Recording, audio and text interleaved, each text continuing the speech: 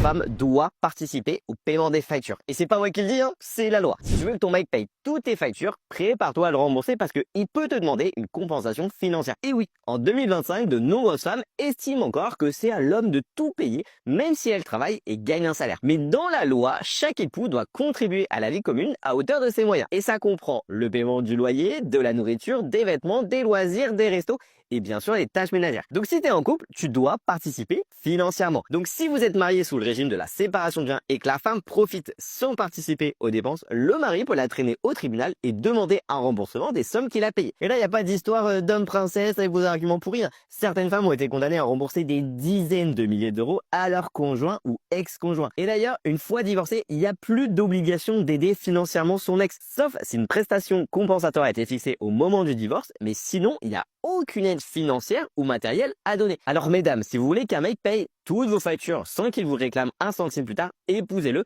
et refusez la séparation de biens. Parce qu'en communauté, tous partagent, même ce que vous n'avez pas payé. Et messieurs, si vous voulez pas être uniquement un portefeuille, faites un contrat de mariage avec séparation de biens et contribution écrite. Parce que l'amour c'est bien, mais la naïveté ça coûte très cher pendant un divorce.